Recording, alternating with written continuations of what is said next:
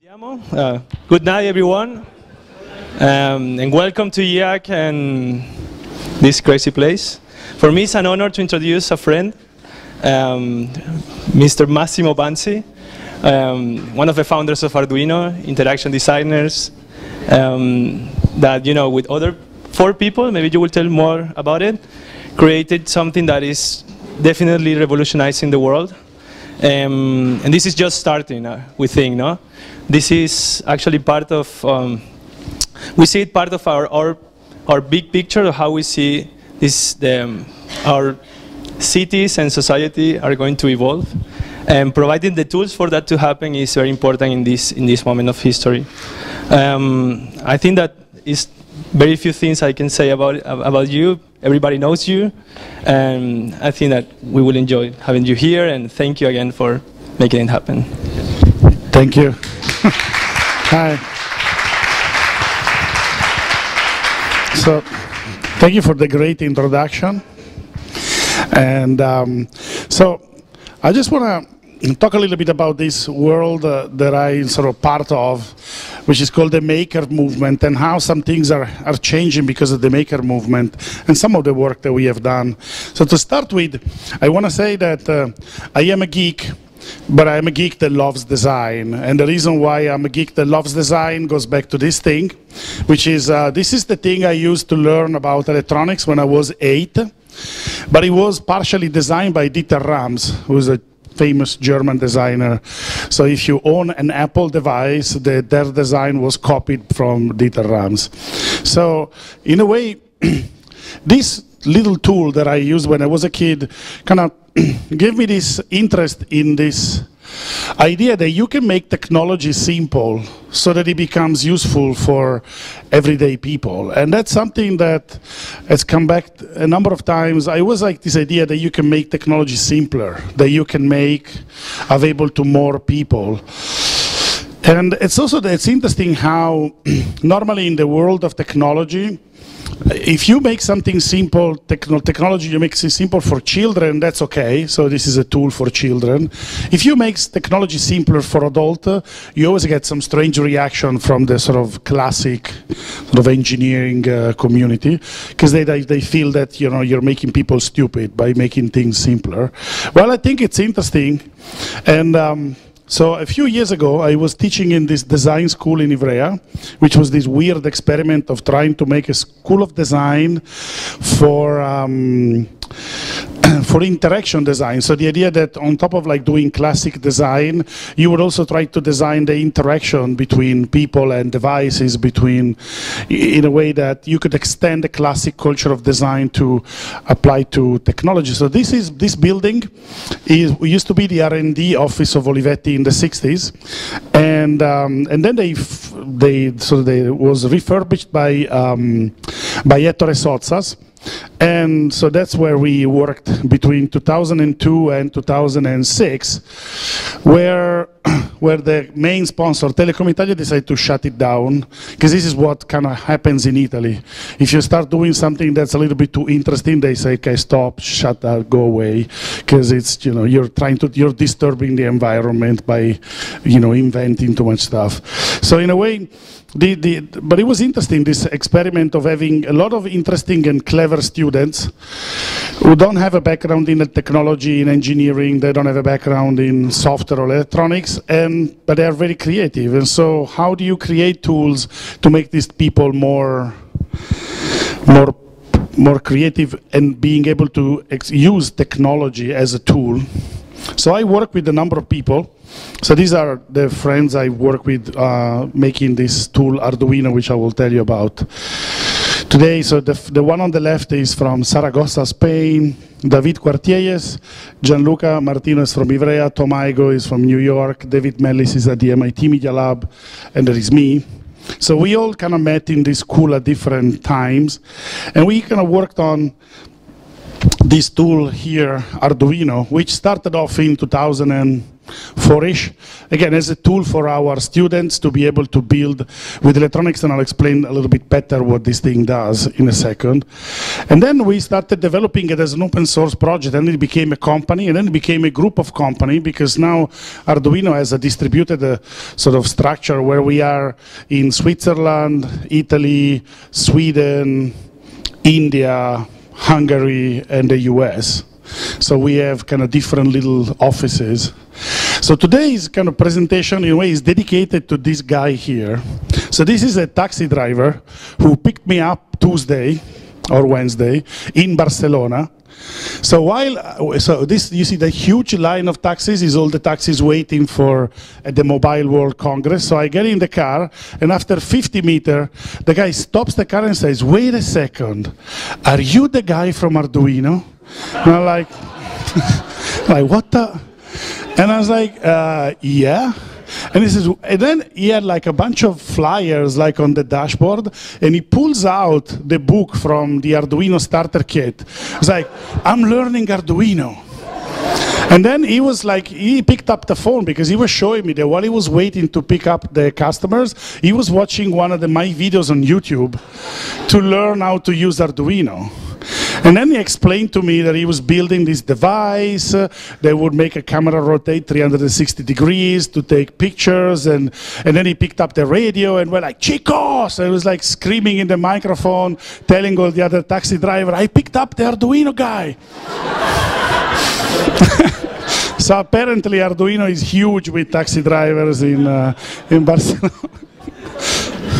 But I think what's important is that, 10 years after we started working on this thing, this piece of technology, in a way, this tool that you use to invent, to create with technology, gets to the level that taxi drivers are having business ideas and they're making them happen with electronics, with this thing, although they're not engineers. And I think, I guess the taxi driver in Barcelona was kind of a point in my career where I said, okay, this is it, it's done.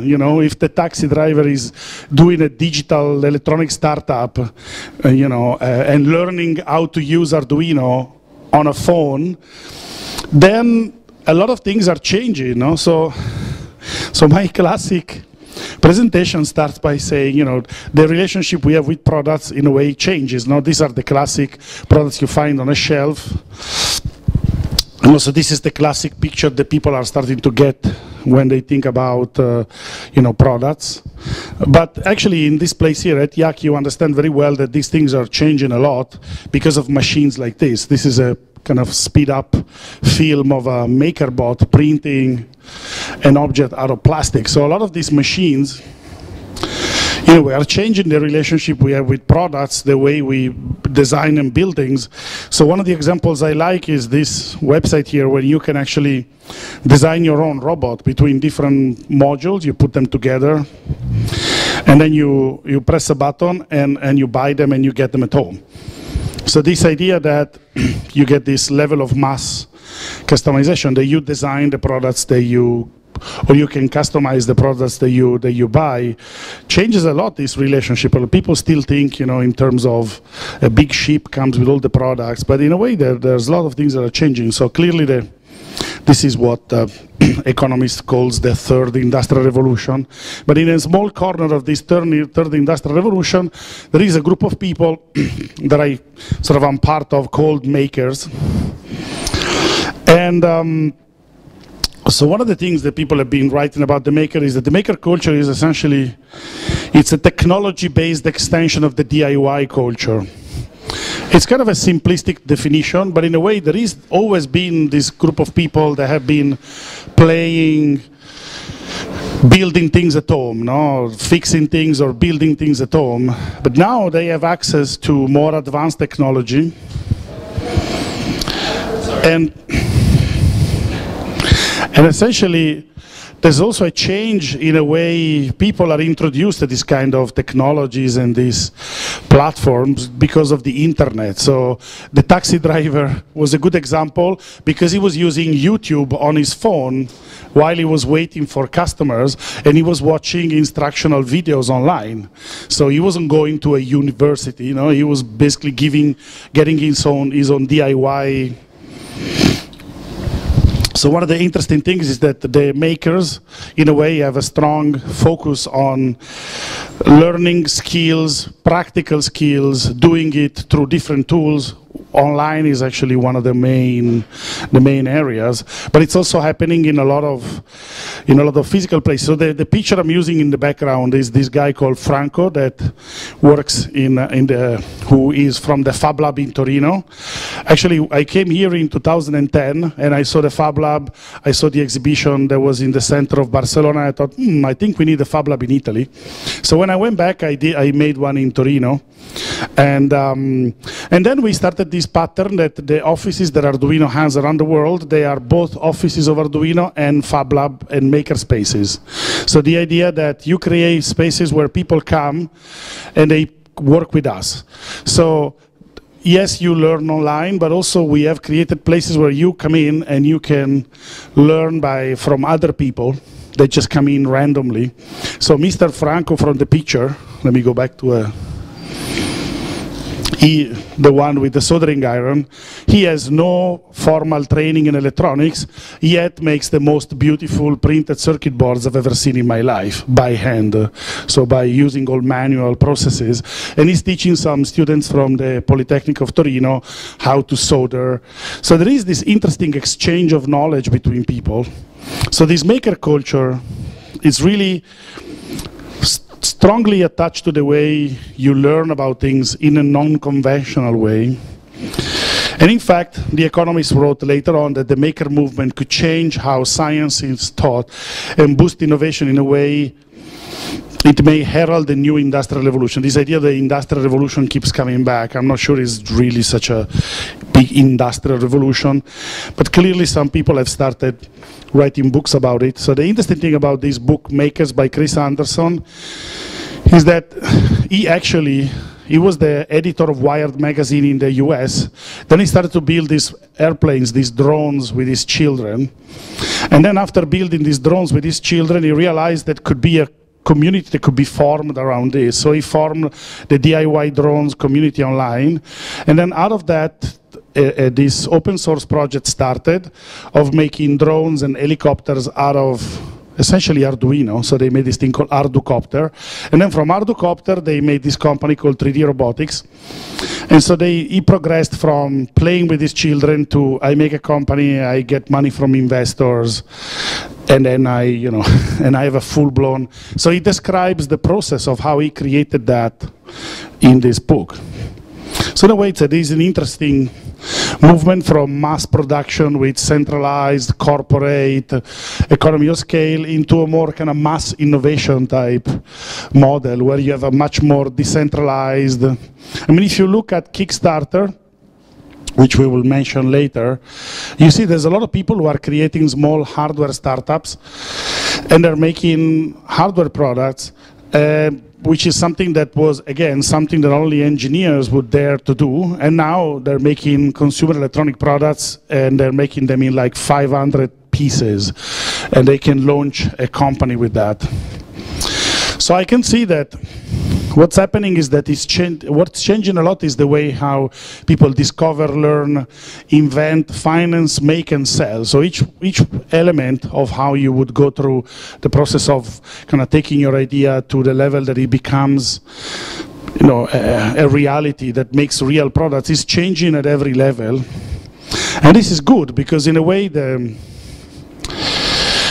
we still live in a society which is designed for a model that doesn't exist very much. So the idea that people go to factories to work in the Western world is kind of not there anymore. And so, but the society, the school, everything is still geared for that model. No? School is still that 19th century model that you go to school, you get a diploma, you get a job in a factory, you stay in that company for 20, 40 years, they give you a watch, a pension, and you go home, no? And that doesn't exist anymore. And also I know a lot of people that don't want to work in the same place for 20 years, maybe not even for 2 years. So, you know, we have to figure out how to change. And the good thing about the maker movement is it makes these changes from the bottom up. So one of the examples I like a lot to show, apart from the Barcelona taxi driver, which is now my all-time favorite, my previous favorite was this guy who had this cat that was sick. So he had to build a device that would feed the cat with food that contained medicines. And there was another cat that wasn't sick, so he shouldn't be eating this food. So he made this thing with an RFID reader that recognizes a chip on the cat's neck. And then he's using a CD player, an old CD player from a computer, to build this kind of sliding door. And then there is a small sensor on the corner, which is designed to avoid that the cat gets strangled by the door. So this thing is amazing because it's made of cardboard. It's held together by tape. It's using an old CD player to make a mechanical movement, and it's solving a practical problem where there was no commercial solution available. So I'm sure he Googled around, and there wasn't like, you know, cat feeder with RFID recognition of specific cat, you know. And so this is interesting as a process of, I have an idea, I have a need, I can suddenly build something with electronics, and then on top of making this, he put it online. So if you go to this website, you can actually download all the instruction on how to build this. That's a classic maker process. I come up with something, I make something, I share it online, and then, you know, I'm sure that a bunch of people emailed him and said, can I have 50 of them, or can I sell them in my shop? So in a way, I like this idea that we can enable creativity to allowing people to build something quick. Now, this is a project that some student made in Sweden. And it's the classic 1-hour prototype made with the bucket and some chicken mesh and some electronics. It kind of looks like a bomb, but in a way, the nice thing is that you can create very quickly, and it's very important because the moment you can sketch with electronics very quickly, you can go through a lot of iterations and learn a lot. And so at the heart of these electronic devices, there is this board called Arduino, which is at the size of a credit card. This kind of black thing here, it's a chip, it's a small computer on a chip, which is the kind of chip that you find maybe in a microwave oven. So when you're putting, like, I don't know, a bowl of rice to heat up in the microwave, the computer which kind of powers the microwave is this little chip over there. It used to be quite difficult to program this chip. It was something for engineers, but we tried to package it up in a board that you plug into your PC and you can program fairly easily. But on top of that, when we made it, we thought it was important that everybody could have access to the design, that the design would be shared with as many people as possible. So we made the files available online. This is a picture of the software we use to design electronic circuits called Eagle. And so this software is free up to a certain size. So we tend to design everything to fit the maximum amount of size that the free version of this software allows. And then we put it online so that people can download it, they can make their own versions, they can modify it, they can build upon it. So we've seen a lot of people building their own circuits starting from this. Because starting from scratch is complicated. But if you have something that works and you want just to add a few components, it's good to start from something that actually works. And Arduino, in a way, gives you that. And it's something that even children can use. Like, this is Sylvia, or also known as Super Awesome Sylvia. And she has this Sylvia Show website where there are videos on YouTube where she teaches kids how to do electronics. There are these kind of cardboard LEDs that can talk to each other, and you know, they say, "Oh my God, you know, look at me, I'm lighting up." You know, so it's kind of a funny. So when she started doing this, she was something like 8. This is the software that you use. You type your code in this application. You press that button with the arrow pointing to the right.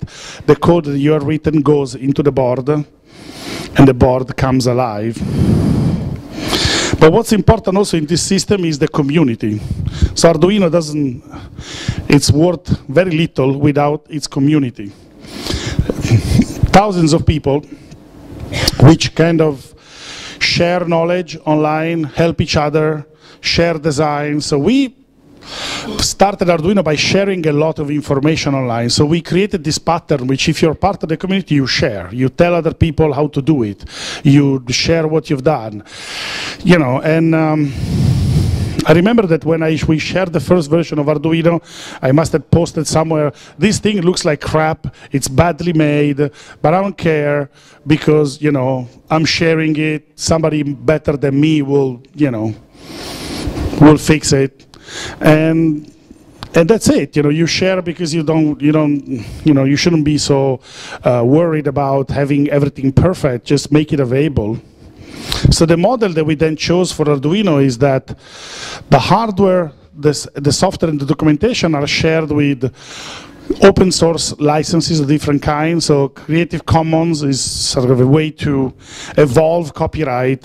And instead of telling people what you cannot do, you tell people what you can do. So in this case, CC/BY means Creative Commons share alike. So if you make modification to our documentation or to our hardware, you should share it as well.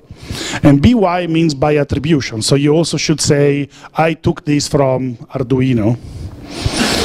The only thing that's protected is the brand. So the name and the logo are protected, and we technically choose who gets to use it, and this applies to more or less the whole world apart from China, where they don't care.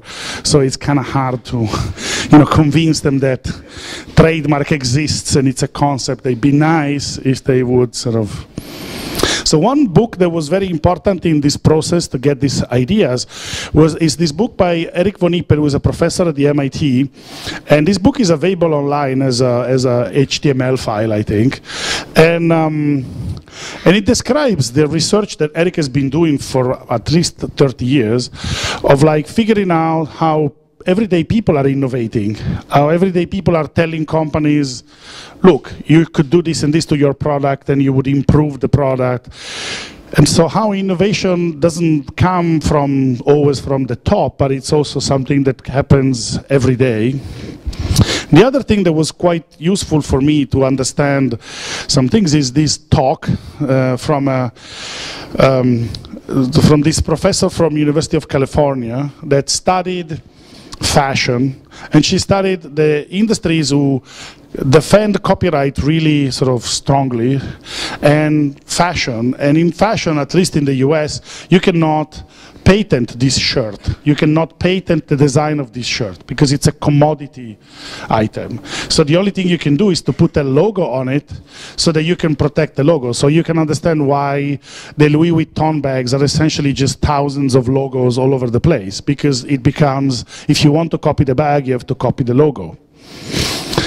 And then she was showing how, although these people cannot protect what they do, they make a ton more money than the industries who strongly defend copyright. And the example I use, you know, in this case is the ham sandwich. You know, if you look at a ham sandwich with cheese, anybody can make a ham sandwich with cheese. Nobody can patent a sandwich. You know, everybody does those kind of sandwiches. Yet there's people around the world who were making millions of dollars selling sandwiches. You know, you cannot patent a hamburger, and still you can make a lot of money with it. So in a way, there are models that allow people to share what they do and still have a financial reward, which doesn't depend on like defending something you invented 20 years before, but it's by constantly innovating in different areas, by evolving constantly instead of trying to, you know this thing about US copyright, you know that copyright tends to expire after a certain amount of years until 1928. And then after 1928, copyright can be renewed forever. Like, do you know what happened in 1928 in American history? Mickey Mouse was invented. So Disney successfully lobbied the government so that now, magically, from the year that Mickey Mouse was invented, copyright can be extended forever. And you know, while in a way this idea that copyright expires was invented as a way to let idea go back into society and circulate. You exploit commercially an idea for 70 years, and after that it goes back into the public domain, and you should be able to invent something new every 70 years if you want to be successful, no? Instead of trying to protect the drawing or a small mouse for, what, 100 and something years. So some examples of what people are doing with Arduino. So this is the example I made before. It's the quadcopter. Actually, this is an hexacopter, whatever. So this thing is using an electronic circuit, which is based on Arduino, and flies using GPS and a bunch of other sensors. So this thing cannot fly by itself. But actually, sorry, a human being cannot really fly it from a remote control directly. So it needs the computer on board to be able to stay and fly properly. And so there's also a video of one of these flying in a backyard. But the interesting thing is that there's a number of other, this thing started off essentially as a bunch of people playing with technology. So once I went to a meeting of all the people who work on these quadcopters in California, and there was a guy that was working at Apple writing software for the iPhone. And since he cannot tell anybody where he works, he cannot tell anybody how cool is the job he's doing, his creative outlet is to, you know, write software for these quadcopters. And then people start to have these ideas. If I have a small, cheap flying vehicle that I can send anywhere in the world through GPS, why don't I use it for making something useful? So there's a startup in California who's designing a system of delivery of, for example, medicines and other urgent items for villages in Africa. You know, now even Amazon says they're going to use drones to deliver books and stuff like that. So in a way, it's interesting how something that started off as a toy, you know, it started to become a platform for other people to have ideas that are a little bit more practical, something more fun. So this is the inebriator, is a robot that mixes cocktails. So this is now pouring amaretto di Saronno. And yeah, so the idea is, it's interesting how this thing actually is using some of the technology from a 3D printer.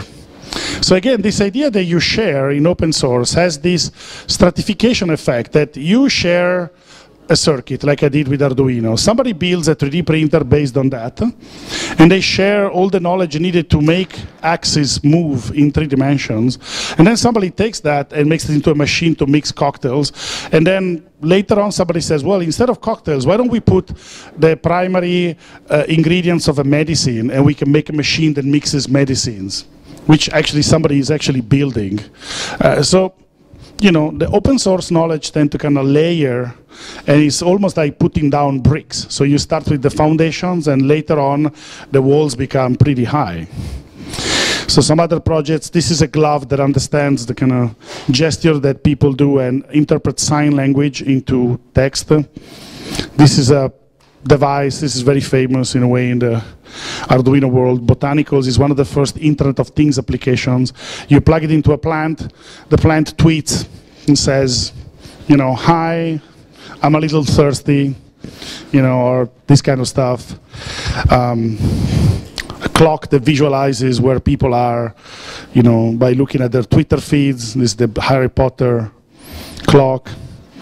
There was a whole set of projects that are quite interesting of people who are reproducing scientific instruments using Arduino so that they can make low cost. This is a piece of equipment that you need when you analyze DNA. And there are also all sorts of other scientific pieces of equipment that are expensive and complex that you can actually build yourself low cost, and there's a whole family of those which allow you to do scientific experiments on the chip. And this kicks off also the fact that there's a bunch of labs now that are doing DIY biohacking. So by using this kind of tools, they hack DNA, they hack bacteria. So they moved on from circuits to bacteria. There's a whole group of projects that are becoming quite interesting in the area of wearable computing. So Leah, which is pictured here, invented these versions of Arduino, which is shaped like a daisy. So you don't solder the wire, but you use a special conductive thread, and you can embed circuits into fabric. And so this project has kind of taken off, and there's a lot of people using it. For example, this is Imogen Heap. It's a singer in the UK. She made this glove that she uses to control her performances when she's on stage. And she put all the data online. And people are building this glove, modifying, making their own version. There's people making circuits out of fabric. So this is a synthesizer on fabric. This is a project that started off in Berlin, but there's also a guy from Barcelona who's very active in this area. There are these knitting machines that were very popular in the early 80s from Prada. They used to use this kind of paper, cardboard cards that you put into the machine with the patterns kind of memorized on it. And so what they did, they replaced the cards, these punch cards, with an Arduino, so that you can generate patterns using a software. This is a software written in processing. And then you send the data to the machine, and you can make this kind of, this is a whole black and white picture turned into wool.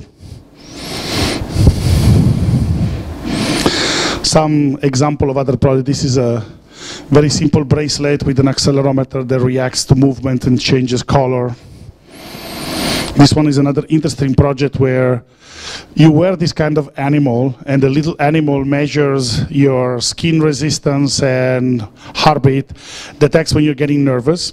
And when you're getting nervous, the animal starts to get nervous. So you need to pet the animal to make it calm down, and by doing that you calm yourself down. So it's essentially a biofeedback device which is shaped like a little animal. This is another interesting and yet a little bit weird project. This is a device.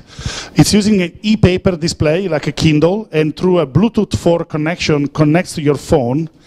And whenever one of your email or text messages contains keywords that are the kind of keywords the NSA normally searches for when they are normally kind of reading your own emails, that email or text message gets displayed on this badge. So as you walk around, you broadcast to all the people around you any potentially dangerous content that you have on your mobile phone. So obviously this is more like a political type of project, but it's interesting. The range goes from the very stupid to the very serious to the very let's change the humanity to that let's make a chair that tweets every time I fart. So that's the kind of range of projects that people do. So learning is changing. A lot of people are learning through this. For example, this magazine called Make shows how to build a lot of projects, but it's beautifully typeset, and it's very, in a way, inviting for people who are not experts, because I used to read electronics magazine when I was a kid, and they're all terrible. You know, there's a magazine in Italy which for the last 40 years always had the same clip art of people who have this hair kind of combed like in the 50s with, you know, with kind of gel, no, and suits. So they've used the same icons for 40 years, and the text of the articles look like they've been written in 1965. So, you know, as a kid, you look at it and you say, what the hell is this, no?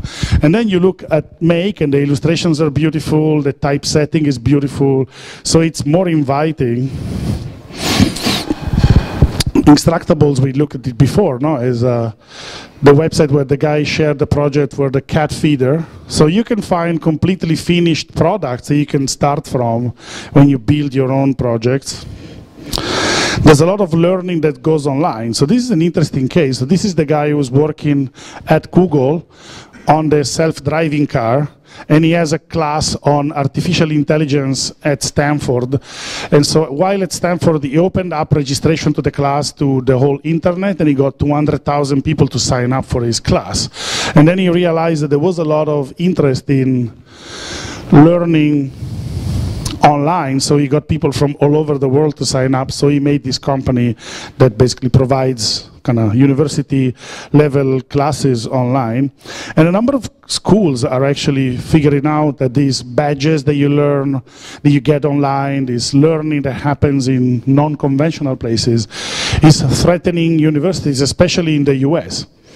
A lot of universities are in this problem now in the US that people, they invest $100, $200, $300,000 to get an education without any indication they will get a job at the end. So they start to say, you know what, maybe I don't do it. You know, maybe I just skip this. So people are learning from other people. So this Officine Arduino is our office in Torino, is also the place where we made the first Fab Lab in Italy.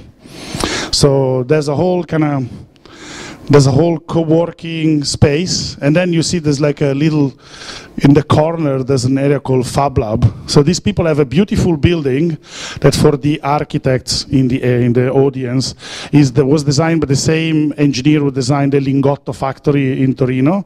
So that one, they fixed it and it's gonna stay there forever. And they had another kind of building attached to it that they were going to destroy. They said, okay, we'll give it to you because we're going to destroy it in a year so you can have it for free. And then obviously as things happen in Italy, 3 years later, the building is still there and it's not going anywhere.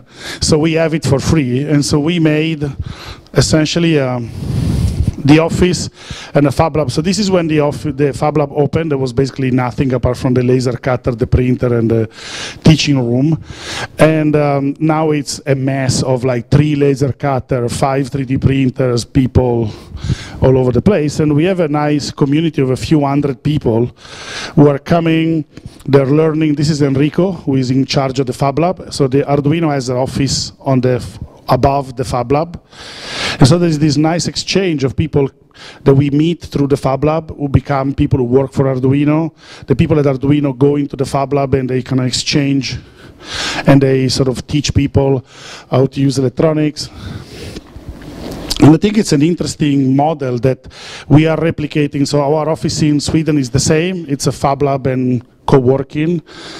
And we have one in India which is opening a Fab Lab as well. So they're going to get their first laser cutter in 3 months or something. So slowly we are creating this network where the company and the Fab Lab and the Makerspace are sort of mixed.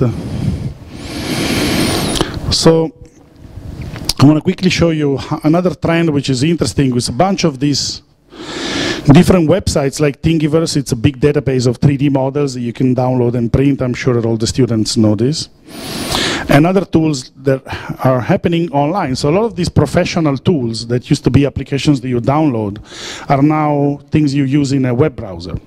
So this Tinkercad, it's a 3D CAD, mostly for children in a way, that we use when we make workshop of 3D printing for children. So they create simple shapes and we print them out. This is kind of changing hand, going out of business. We don't know exactly what's happening with this, but or there are software like these ones.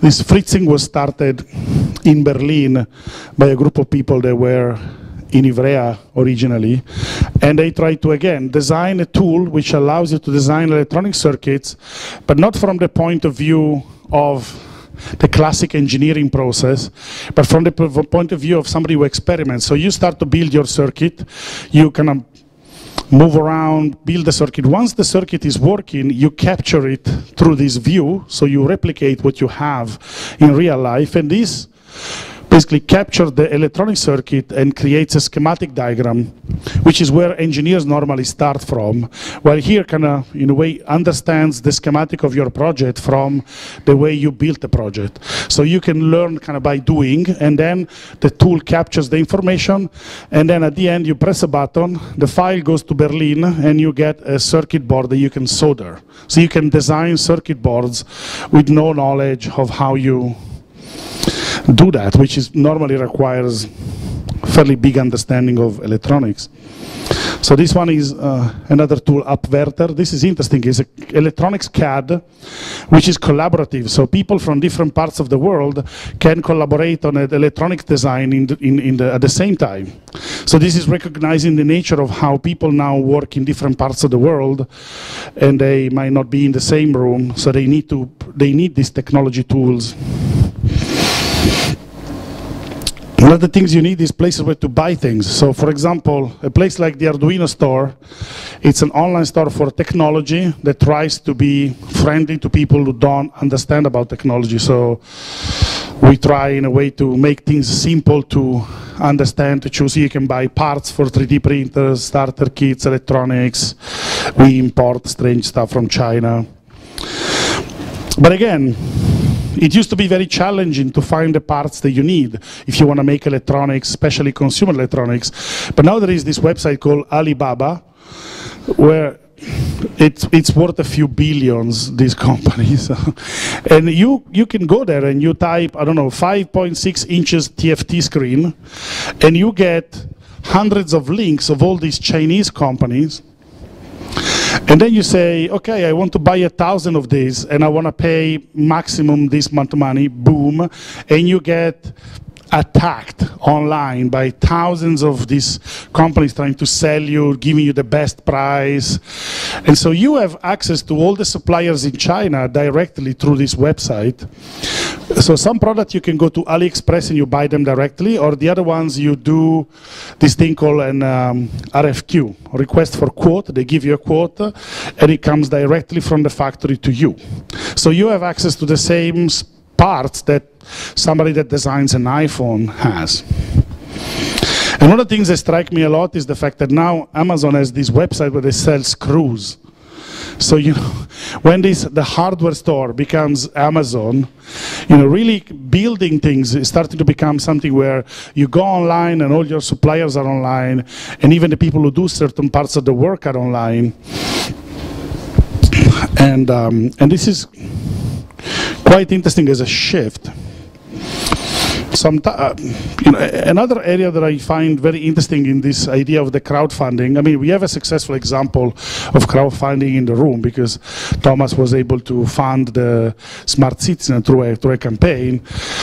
So the crowdfunding is interesting because you skip a lot of the processes. Now, I used to work, before I did Arduino, I was working in venture capital. So I was the CTO of a venture capital fund. And then I hated it a lot because one of my jobs was to basically talk to people that had great idea and convince them their idea were shit so that we would spend less money buying them. And so that was like the pattern, like you would say like, wow, these guys have a great idea. Not really good. So it's kind of like it was, you know, scamming people as a job. I didn't like it very much, so I left that. And this is very, very open and natural. You ask people, do you like my project? You want to support it? And people buy, in a way, the product before it even exists, because they kind of have faith in what you're saying and in your ideas. So this is an example of something that started off they wanted $100,000 and they got 10 million. So they had the money that you need to make a real big company without having to give away even 1% of their company, which is interesting. So Indiegogo is another example where Indiegogo has an interesting model where a company can also come in and sponsor the project so that if it doesn't get enough money from the community, the company kind of covers the part that's missing. So it's more or less a collaboration. So sometimes the manufacturer comes in and says, okay, I'm backing this idea. I'm also very intrigued by all these companies that allow you to make things online, because you can send out files and Shapeways will print them in almost any materials. Ponoko will laser cut it. You can print it yourself. Also, the nice thing is that this printer here, Ultimaker, is using an Arduino as the main board. So this means that once you get this printer, you just don't print things only. You can actually see how it works. So you can hack the printer, you can make modifications. So there's been people who have modified this kind of printer to print chocolate.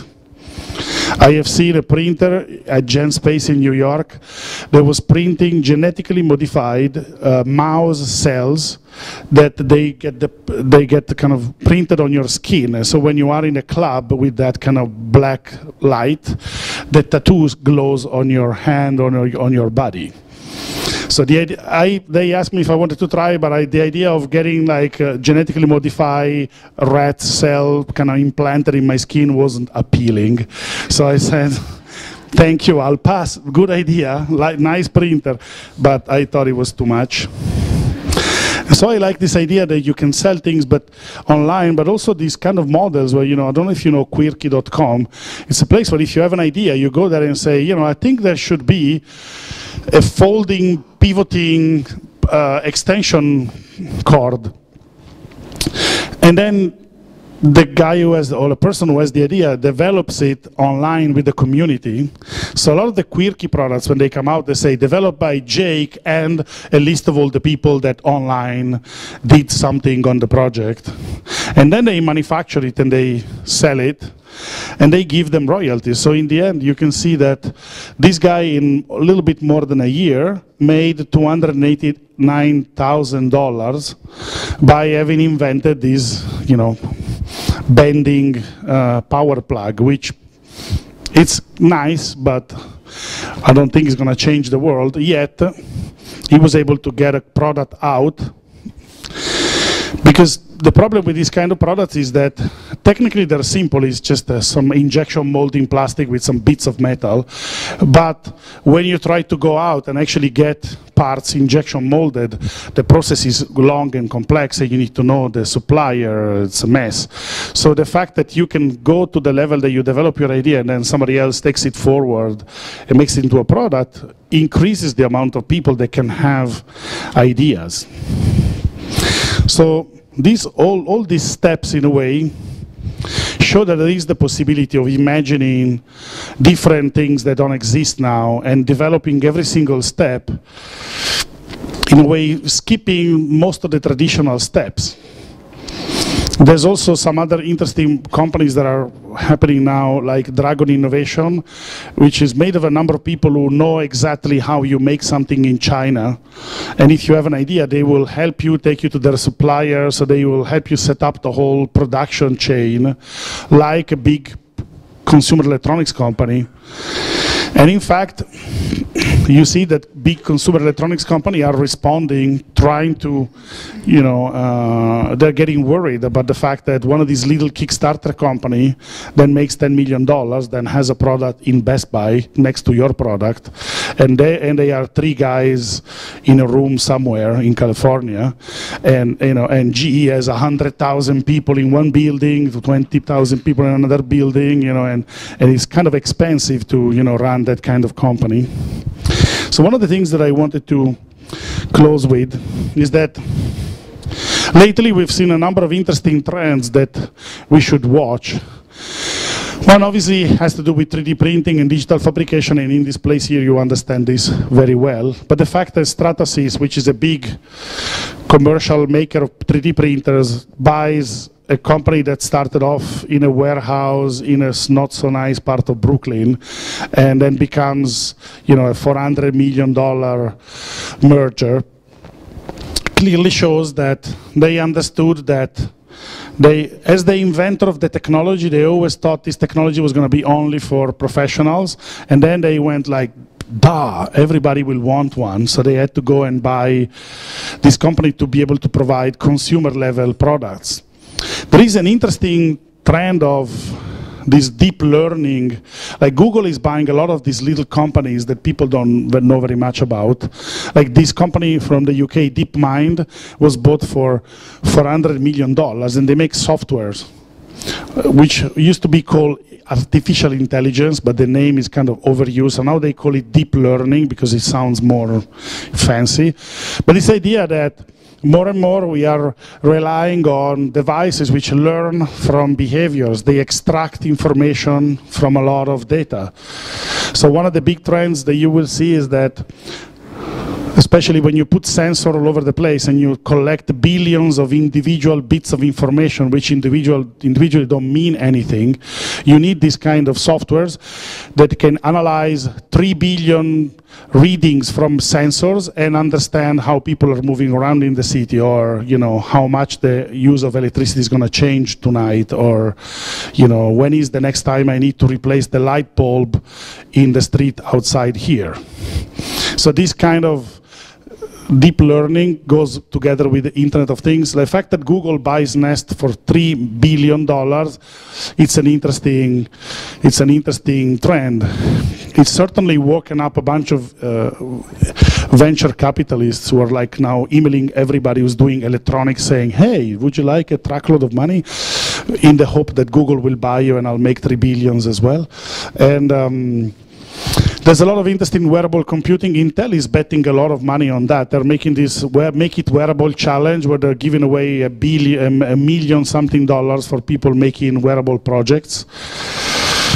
And robotics, you know, Google has bought 8 companies making robots, including Boston Dynamics, which makes huge robots. Like they make these robotic horses for the army in the US. So I think these different trends are where a lot of the interest is focusing right now. And in each one of them, there is the possibility to come up with something which doesn't really require like 1,000 scientists somewhere in a lab that, you know, even the taxi driver from the beginning of the presentation might come up with a great idea. And I actually think that a lot of great ideas will come out of the taxi driver, the lady who's on the bus and she's bored and she looks outside the window and suddenly she realizes, haha, look at that, why then nobody ever thought about it as this and this that could be done. The difference is that we have tools now where those people can start creating, and before they had to stop. Like there was a lot of people that have ideas and they never went very far because they had to go and sell it to a big company and they had to convince people that it could be made. But the moment you have something that sort of works, that's kind of held together with tape, like the cat feeder, it's much more difficult to ignore as an idea. So the last thing I want to show you is that the 29th of March, we are doing this Arduino Day globally. So in lots of different parts of the world, people are organizing this kind of self-organized one-day event on that to just show what people are doing with Arduino. You're doing one here. Fantastic. Great. So on arduinoday.tv, there is a map of all the different places. And so we're going to have a little streaming on Google Hangout so that different places, we're going to start with China. Then China is handing over to Europe, and then Europe is handing over to the US, and we are finishing on Saturday. This is Saturday. So the 29th in the evening, I'm going to be on this online streaming show called Ask an Engineer, which this company called Adafruit streams from New York. It's like at 10 o'clock at night New York time. So that's kind of closing the day.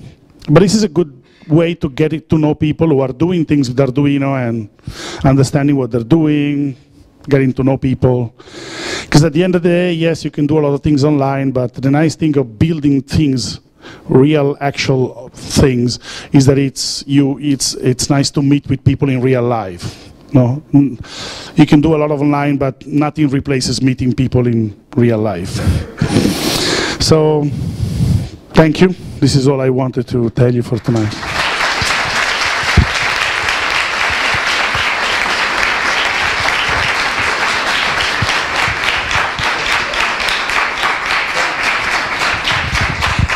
Somebody has a question?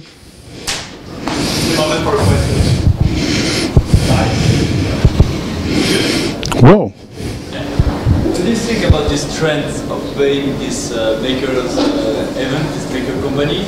It's like a self-organizing economy. Did it need to be bought by this big company to resist it? Well, so the question is about maker businesses that get bought by big companies. That's more or less the... Well, that's you know, so when I was very young, I started working on the web when it wasn't exactly super trendy. And it was kind of weird to make a website, you know, the servers were not very... So people that did web back then, they liked the idea. They thought the web was going to change the world. Now, if you go to a startup event in Silicon Valley, it's full of people who want to make a stupid web startup, making yet another photo sharing application, and they're hoping to sell the company as fast as possible to somebody like Facebook, because they don't really care. It's just a way for them to make money. I think that trend is obviously replicating also in the maker community. At the beginning, if you were a maker, you were a nerd and everybody laughed at you. And now it started to become a little bit like a hipster thing to be a maker, no? And so, you know, you have your little big glasses and the hat and the beard, and and you hang out in Brooklyn, and it's all cool. And so obviously, I have the hat. Yes, but I was a maker before it was cool. You know, I was a maker when it was definitely the last thing you wanted to do to be cool. And, you know, so in a way, it's normal that a number of people are approaching the maker movement as a way to make money. So now that Google bought Nest for $3 billion, everybody's trying to figure out, can I put together some random hardware company in the hope that some idiot will buy it for $100 million and I just retire and, you know, who cares about this? So it's a normal trend. What is saying?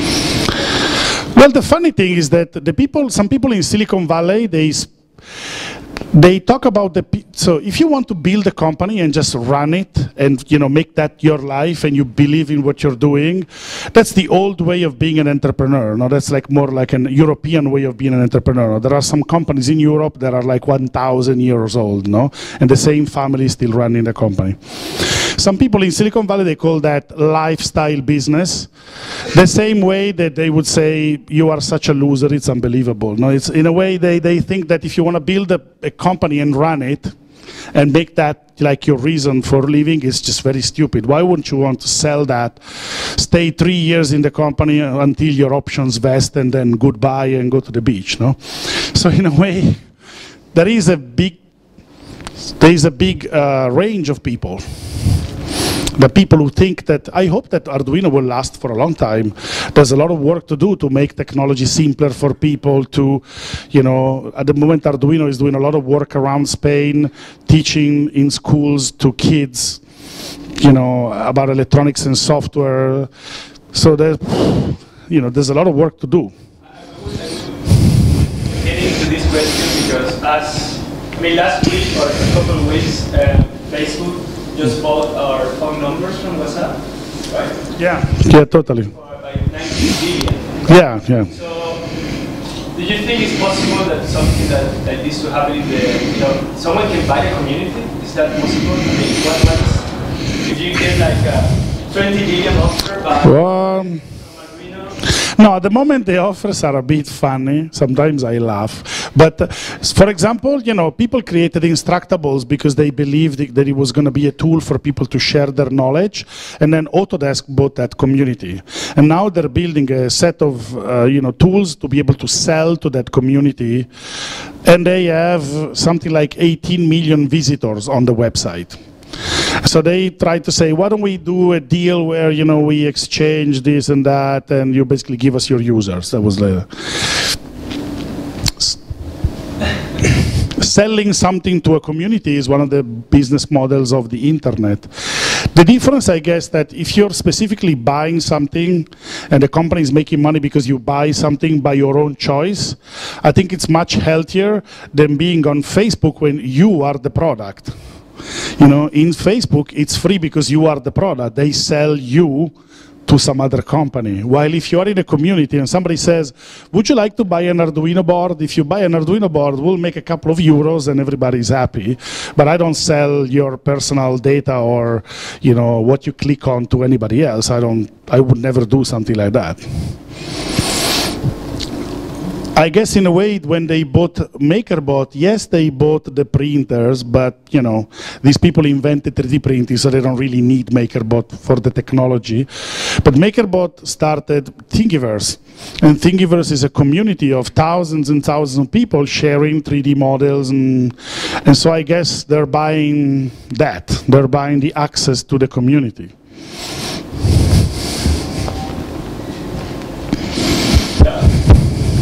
What do you think about all the China replicas of Arduino?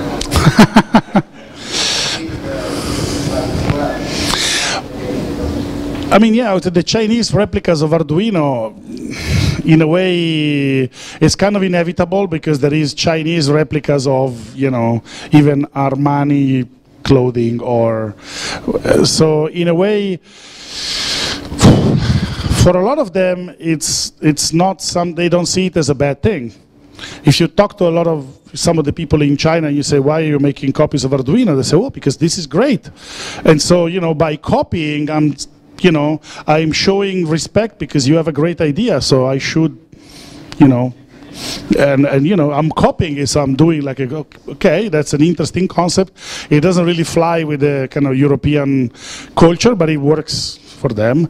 On the other hand, we still manufacture 90% of our products in Italy, and manufacturing electronics in Italy is not exactly the best way to make it cheap. And so clearly the products in China are not at the right price for that particular market. So until we are able to manufacture at Chinese prices in China, I try to stop people from selling it in the US, for example, because I don't think it's, if you are in the US, you can afford $29.95, But it's a strange thing. Like, once I was having a debate with somebody who lives exactly 10 kilometers away from the factory where they make the products in Ivrea. And he was basically showing these pictures of these Chinese copies of Arduino on the Italian forum of Arduino. And I was trying to explain, so you study electronics engineering in the university in Torino, and you buy Chinese copies of something which is made by people like you 10 kilometers away from your house. So this means that when you graduate, where do you think your job is going to be? Because, and he says, well, I don't get paid to change the world. So if not even the Italians who live 10 kilometers away from the factory care, they prefer to save €5 and screw the people from Ivrea who have a job in the factory. I don't think there's a lot that can be done. One of the things that professor from USC was saying in the video is that Tom Ford is saying that they did a big study on the people who buy fake Gucci products, and they realized that the people who buy fake Gucci products are the people who would never ever buy the original product. So this is not that you're losing customer because of that. Those people, they will always go for the cheapest price, whatever the product is. So. One last question.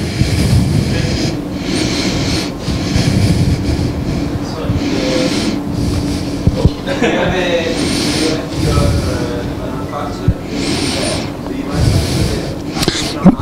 your 90% of them in Ivrea, yeah. Yeah, it's fun. I mean, it's fun. I mean, the people who are in the office in Torino, if there is a problem, they drive half an hour and they go into the factory and they can look at the factory and fix problems. They can learn a lot by the factory. Then it's funny, there are tours. We organize tours for the factory because obviously in Italy people don't believe that there is a factory actually making something. So they look at these workers like they are in the zoo. Like, wow, actual workers that are making stuff, So it's becoming like a local tourist attraction. Someone has like a last super good question? Yes, David, please. Super good question? No, I don't. So, That's a funny question. How far we are to build our own custom computers? Like, we know you have a multi-core, it's a nice. actually, there's this guy, Bunny Huang, is one of the craziest hackers who lives in Singapore. He actually took an existing laptop and redesigned the motherboard from scratch. So he made like an open source motherboard for laptops. So in the end, it is totally possible. The question is, in the end, a lot of the people who buy laptops, they care not that much about having an open source laptop. It's happening all over the place. I mean, recently a very small company, actually, that started off from the Fab Lab in Amsterdam, made their own mobile phone. They decided they wanted to have a mobile phone without conflict minerals, because the tantalum that's inside the capacitors in circuits comes from people that normally are practically like slaves, digging this thing in Africa. So they went back to Africa, found the right place, they bought the minerals, they got a place in Czech Republic to manufacture the capacitors, send them back to China, and they sort of crowdfunded this thing called the Fairphone, which I have. It's a smartphone. It's not the latest technology, but I have a piece of technology in my hand where the amount of slaves who worked on it, it's very limited, which is an improvement. I guess there are only 10,000 people care about it because they sold 10,000 of them, but you know, it's possible for a small company right now to build a laptop, to build a mobile phone. Somebody made a satellite with Arduino and put it into space. So, okay. So, thank you, Massimo. Thank you. Thank you.